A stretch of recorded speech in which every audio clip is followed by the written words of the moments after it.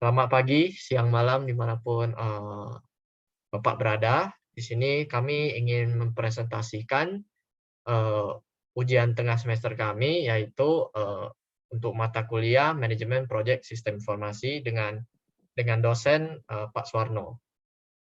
Nah, di sini ada anggota kelompok.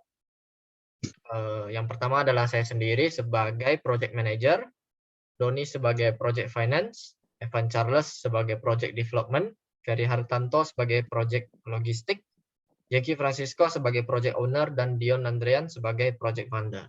Tanpa menghabiskan waktu, kita akan langsung mulai dengan Project Charter.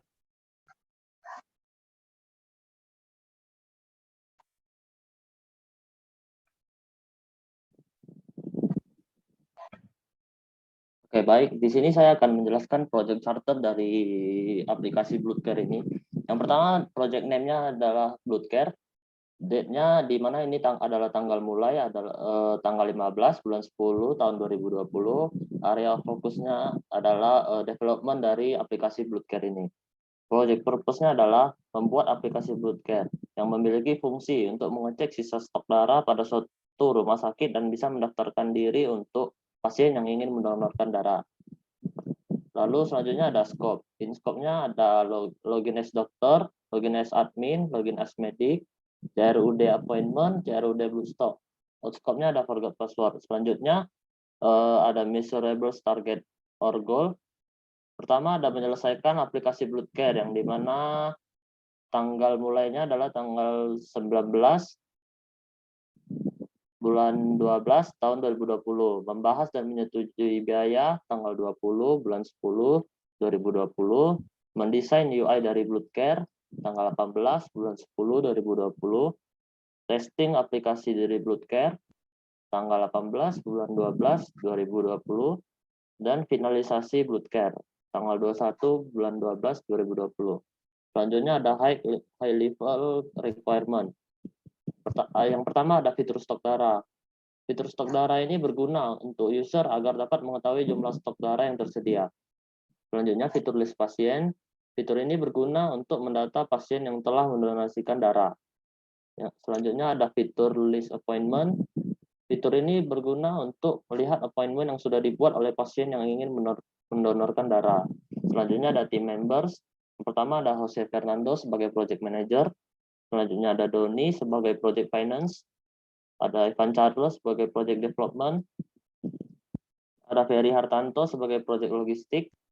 Ada Jackie Francisco sebagai project owner. Dion Andrean sebagai project funder. Selanjutnya ada key deliverables. Yang pertama ada fitur untuk mengecek stok darah. Selanjutnya fitur untuk melihat list pasien yang mendonorkan darah.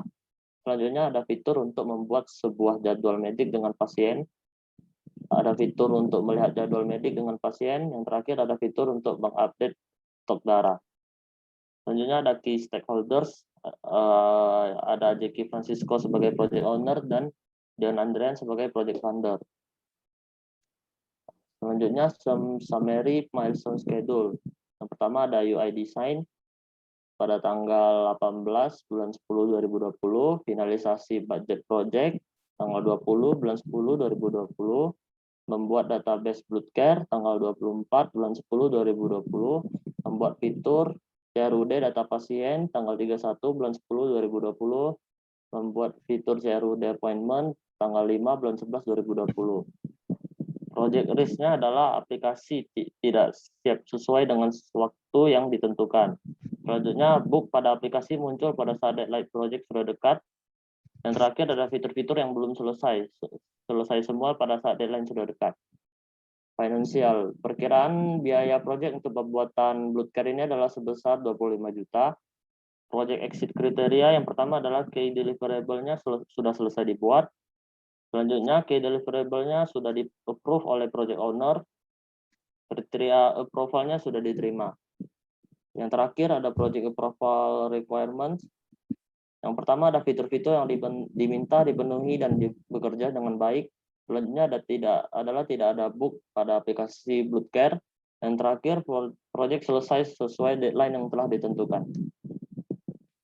Baik, selanjutnya.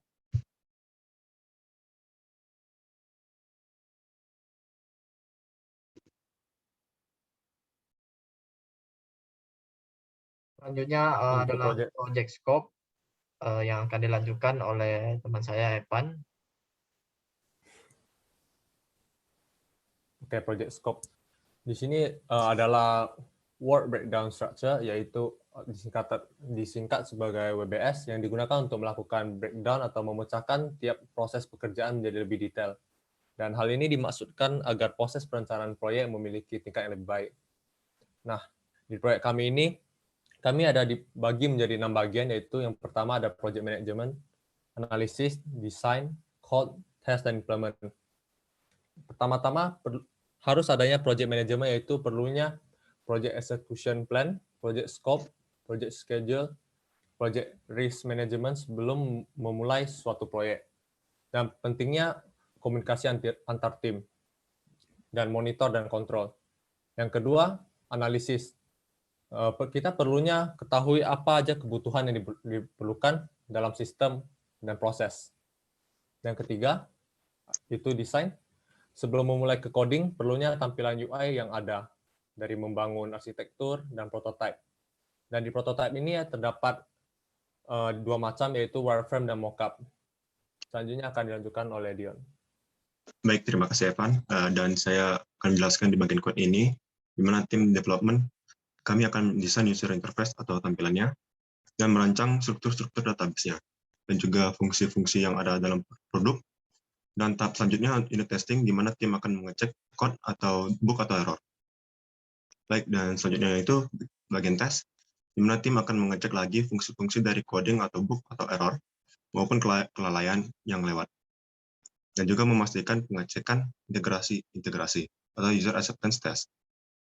Dan bagian terakhir ini implementasi sebelum deploy atau turun ke lapangan ke production, perlunya membuat dokumentasi singkat agar mudah dimengerti oleh developer lain atau klien.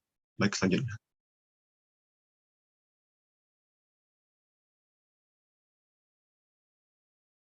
Oke, selanjutnya adalah project timeline yang akan dijelaskan oleh saya sendiri. Nah, ini adalah critical path method kita untuk timeline Blood Care project Blood Care ini. Nah, ini jadi critical path method itu adalah sebuah teknik modeling atau pemodelan untuk timeline, untuk sebuah timeline. Nah, pertama di sini ada dari mulai ada desain UI dan desain sistem. Di sini adalah start dari project ini, di mana kita akan mendesain sebuah UI tampilan yang berupa mungkin wireframe ataupun mockup. Desain sistem berupa apa saja yang dibutuhkan fitur-fitur dan yang lain-lain. Nah, untuk desain UI dan desain sistem ini membutuhkan waktu 10 hari yang tertera pada bagian time yang di tengah bawah. Nah, setelah itu kita lanjut ke 3, yaitu making screen UI, making database, dan making component for UI Figma. Nah, jadi setelah kita membuat desain, kita akan membuatnya dalam Figma. Nah, di sini kita juga membuat database. Setelah itu kita connect project to database. Setelah itu baru kita bisa set up project-nya. Setelah project-nya sudah terset up, kita akan integrate query create, read, update, delete to screen. Jadi kita akan mengintegrasi query-query yang sudah ditulis atau sudah dipersiapkan sebelumnya ke aplikasi. Nah, setelah itu kita akan lanjut membuat CRUD atau create, read, update, delete untuk modul-modul tertentu, yaitu super admin, admin, medic. Nah, setelah selesai, kita akan lanjut ke testing. Nah, setelah testing baru kita finalize. Nah, jadi untuk masing-masing waktu sudah ada di bagian bawah. Jadi setelah itu kita akan cari critical path methodnya, yaitu dan dapat disimpulkan bahwa critical path methodnya adalah mulai dari A, lanjut ke B, ya, B adalah making screen UI. Habis itu kita lanjut connect project to database, setup, integrate. Nah, setelah itu kita akan lanjut ke CRUD medic. Setelah itu baru testing finalize. Itu adalah critical path methodnya. Nah, setelah critical path method ada network flow diagram. Nah, network flow diagram ini adalah untuk project kita juga, mana hampir sama seperti critical path method. Nanti akan saya lampirkan ke dalam link G Drive di mana Bapak bisa melihat lebih detail atau bisa melihat foto ini lebih lanjut. Nah, setelah itu saya akan lanjut ke teman saya, yaitu project budgeting. Silakan.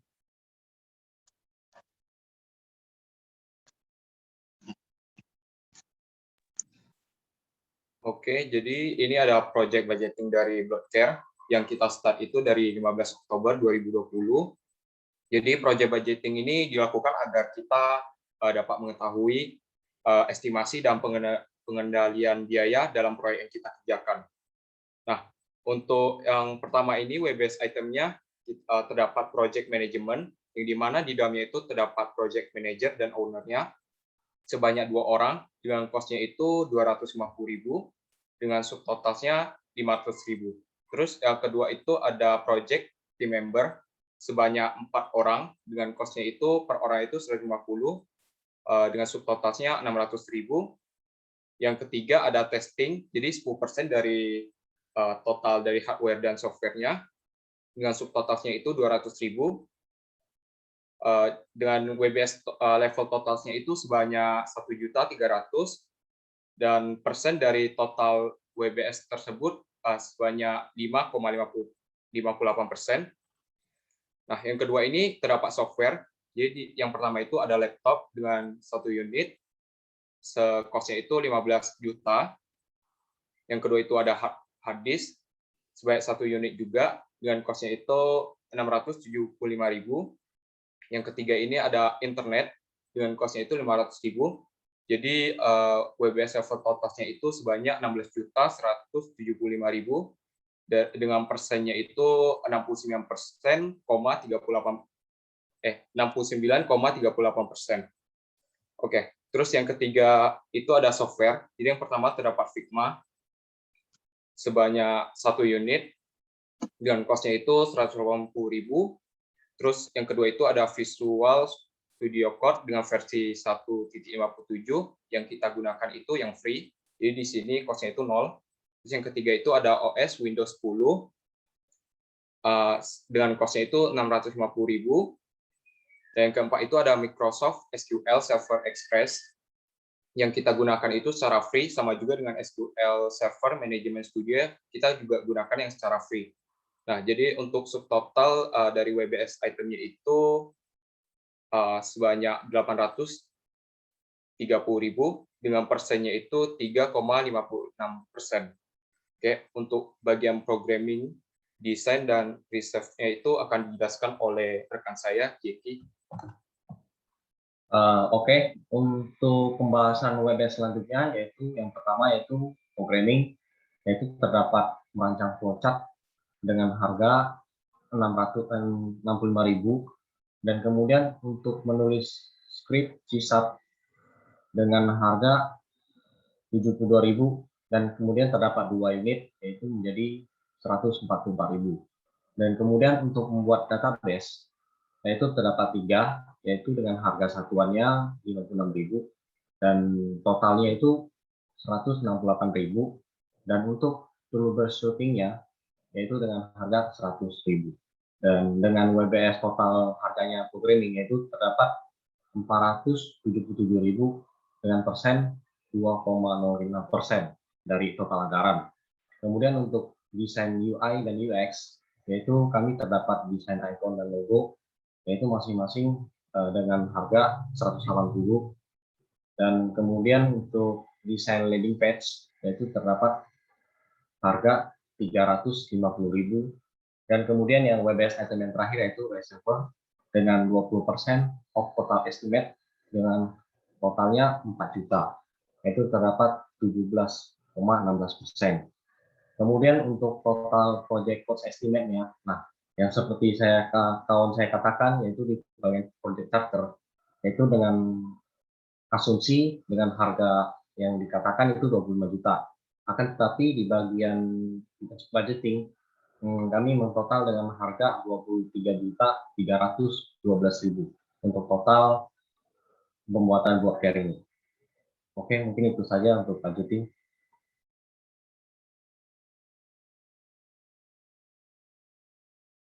Ya, kita sudah sampai penutupan. Mungkin itu saja yang dapat kami sampaikan pada UTS Manajemen Proyek Sistem Informasi kali ini. Kami mohon maaf apabila ada kesalahan kata dari saya ataupun salah satu dari kelompok saya. Akhir kata kami ucapkan terima kasih.